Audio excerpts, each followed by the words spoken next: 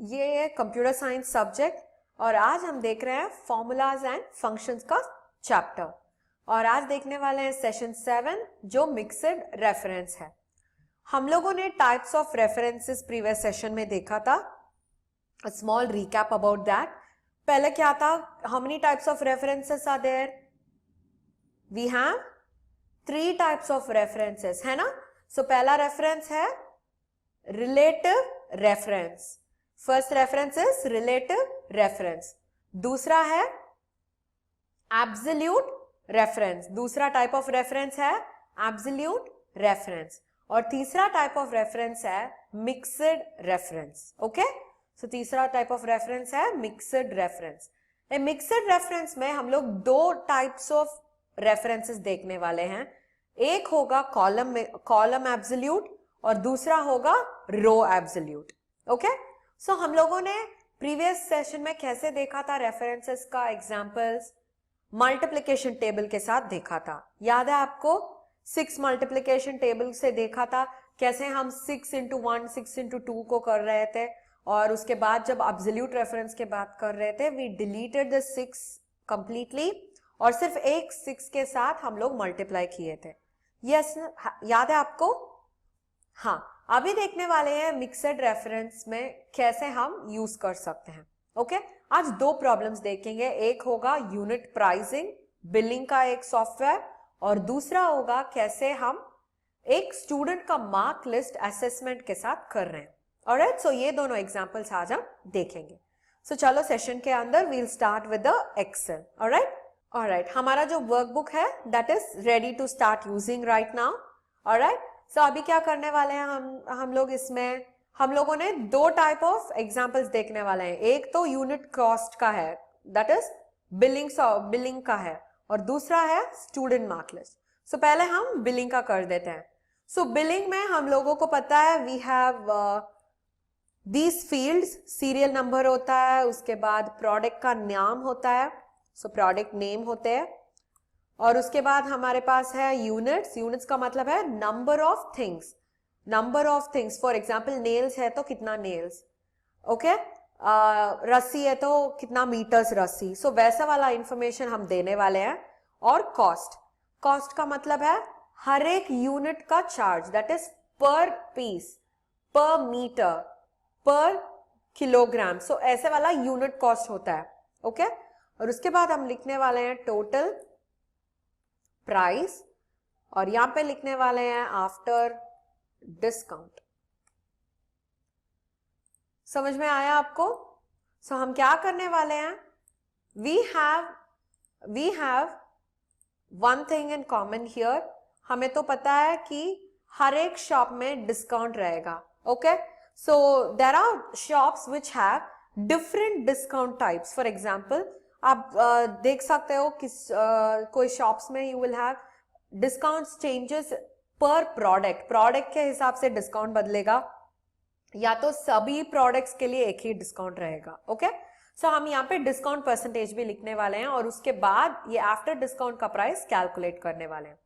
Alright, so अभी देखते हैं कितना सारा प्रोडक्ट्स ले रहे हैं। ओके, फर्स्ट नेल्स तो ले लो, ये 2 किलोग्राम्स ले रहे हैं नेल्स का। हर एक नेल्स का 1 किलोग्राम का कॉस्ट है 100 रुपीज। ओके, ये टोटल प्राइस तो हमें फॉर्मूला डालना पड़ेगा। सो वहां पे भी हम रेफरेंस यूज करने वाले हैं। Okay, so only there you are going to use the reference. अभी डिस्काउंट परसेंटेज सोचो कि 3% है। ओके, और आफ्टर डिस्काउंट आप देखने वाले हो the same formula has to be applied here. Alright, उसके बाद देखते हैं we'll add like 4 products करके देखते हैं। ओके, 4 पाइप और हर एक पाइप का कॉस्ट है 75 और उसके बाद टोटल प्राइस तो हमें कैलकुलेट करना पड़ेगा और यहाँ पे 7% का डिस्काउंट डाल देते हैं। Okay, so like that you can create your own database. आपको जो डेटाबेस क्रिएट करना है you can create your own database. Okay, so क्या होता है आपको पता चलेगा कि कैसे you are able to apply formula to that. समझ में आया आपको? So you have another 4.4%। Okay, so अभी 3 प्रोडक्ट्स हम लोगों ने एंटर किया है अभी यहां पे जो टोटल प्राइस है इसका क्या फॉर्मूला होगा? हमें पता है units into cost is equal to total price. Yes, units into cost. So मुझे क्या करना पड़ेगा यहाँ पे? फर्स्ट तो फॉर्मूला डालना पड़ेगा इक्वल टू. यस, उसके बाद क्या करना है हमें? We have to multiply units and cost. So क्या करना है मुझे? I have to click on the cell C2, multiplication symbol, और उसके बाद D2. उसके बाद क्या करना पड़ेगा? एंटर. सो हमें टोटल प्राइस आ गया है. So this is relative reference. Yes और नो? प्रीवियस सेशन में हम लोगों ने पढ़ा था, ये तो रिलेटिव रेफरेंस है.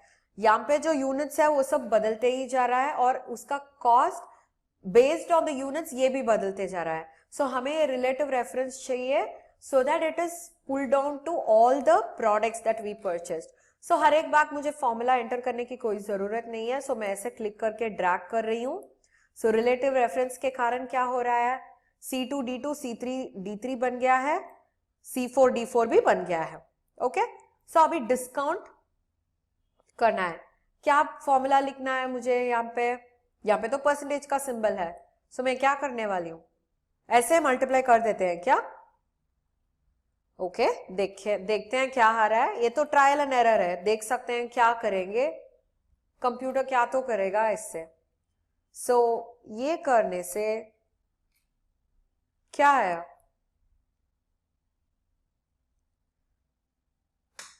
So this is 3% discount on 200 rupees. ये कैसे 6 रुपीज आ गया? So this is not the right thing we are doing, है ना? सो हमें फॉर्मूला कैसे क्रिएट करना पड़ेगा? We are suppose to create it without the percentage symbol. So क्या करें? यहां पे रखने से we are going to subtract 6 rupees. कैसे करना है? 200 रुपीज प्रोडक्ट में जाके हम लोग 6 रुपीज ही देंगे क्या? नो. 3% आउट ऑफ 200 रुपीज का मतलब है you subtract that discount percentage from 200. Okay, so हमें फॉर्मूला लिखना पड़ेगा. So we are going to type equal to, okay, equal to 200 plus, correct है? जो E2 प्लस उसके बाद जो है what are we going to do? 200 minus करना पड़ेगा, प्लस तो नहीं करना पड़ेगा. सो 200 माइनस, उसके बाद क्या करना पड़ेगा? हमें तो वो परसेंटेज का फॉर्मूला डालना है. कैसे डालेंगे उसे? We have seen BODMAS rule. क्या करना है मुझे? We have to put in brackets. जो फॉर्मूला को पहले एग्जीक्यूट करना है वो फॉर्मूला को हम ब्रैकेट्स के अंदर डालेंगे. So I am going to type brackets और उसके बाद क्या करना है? E2 into discount. जो हम परसेंटेज हम वहां पे लिखे हैं ऑटोमेटिकली 3 डिवाइडेड बाय 100 वही कर देगा कंप्यूटर, बिकॉज कंप्यूटर को पता है परसेंटेज का मतलब है बाय 100. ओके, सो अभी क्लिक करने से के बाद मैं क्लिक कर रही हूं. सो 200 रुपीज के लिए मैं सिर्फ 194 दे सकती हूँ. ऑलराइट, सो ये जो कंपाउंड फॉर्मूला हम लोगों ने किया था ये रिलेटिव है या एब्सोल्यूट है? This is relative reference. Yes और नो? क्योंकि रिलेटिव है. यहां पे भी देखो हर एक we have separate unit cost for this. So drag and drop. Yes, आ गया है. So this is what you are going to pay for each of the products. अभी सोचो कि ये डिस्काउंट्स तो कॉमन बन गया है. ओके, डिस्काउंट्स कॉमन बन गया है. सो मैं क्या करने वाली हूं? सिर्फ 5% का डिस्काउंट डालने वाली हूं everywhere. It is going to be just 5% का डिस्काउंट. सो क्या करना पड़ेगा मुझे? यहां पे हम लोगों ने एब्सोल्यूट रेफरेंस देख चुके हैं. क्या करना पड़ेगा? We have to add a dollar sign. अभी डॉलर साइन कहां पे ऐड करना है हमें? कौन सा डेटा चेंज नहीं होना चाहिए? E2 पहला वाला E2 क्या? नहीं, वो तो सेपरेट टोटल प्राइसेस हैं यहाँ पे. So that should always be changing. वो तो रिलेटिव रहना बहुत ही इंपॉर्टेंट है. तब ये जो F2 है इसे हम डॉलर करने वाले हैं. ओके, F और 2 दोनों को एंकर कर रहे हैं. एंकर करने से क्या होगा, that value will get fixed, है ना. सो अभी मैं क्या करने वाली हूं, एंटर प्रेस करने वाली हूं. ओके, और अभी क्लिक एंड ड्रैग करने से देखा 5% डिस्काउंट में कितना डिफरेंस आ रहा है. ओके, ये जो usage of both absolute and relative difference is called as a mixed reference. Absolute और relative reference is called as a mixed reference. ये है normal mixed reference. ओके, अभी आपको कॉलम का रेफरेंस चाहिए तो क्या कर सकते हो आप, देखो we have anchored 2. रो का तो एंकर किया हुआ है मगर कॉलम तो एंकर नहीं किया हुआ है. देखते हैं क्या हो रहा है. ओके, फर्क ही नहीं पड़ा क्योंकि ये जो कॉलम है वो वैसे ही स्टैग्नेंट रहता है. So when I represent a column without anchoring and a row with anchoring और vice versa.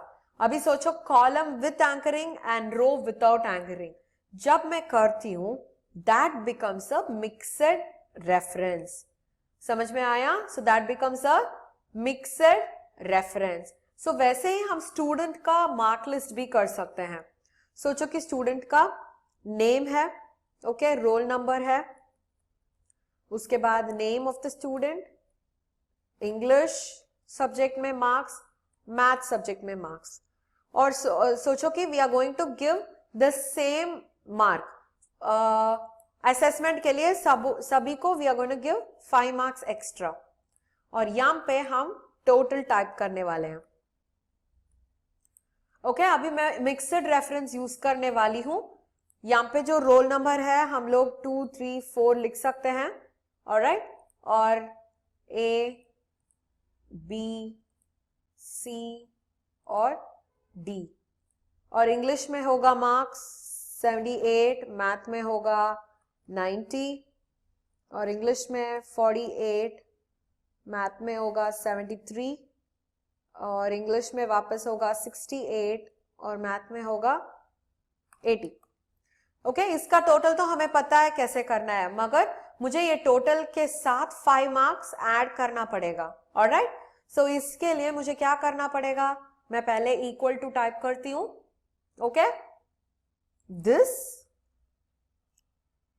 Plus this. Okay, और उसके बाद मुझे ये ऐड करना है. So what do I do, I have to enter dollar symbol. किसके लिए डॉलर, कॉलम के लिए या रो के लिए? सिर्फ रो के लिए काफी है बिकॉज वो कॉलम को कंप्लीटली लेगा. सो कॉलम नेम क्या है, H, है ना. रो नेम क्या है, रो नेम इज 12. सो मैं मिक्सड रेफरेंस दे रही हूं. देखा यहां पे वो वायलेट कलर का बॉक्स आ गया है, सेल पॉइंटर. ओके, सो ये वाला कर रही हूं और मैं एंटर दबा रही हूं. सो अभी तो ये आ गया. So I am going to click and drag for the entire set. देखा. सो जब कभी आप एक रो या कॉलम को रिलेटिव रखे दूसरा को एब्सोल्यूट करते हैं that becomes a mixed reference. समझ में आया आपको.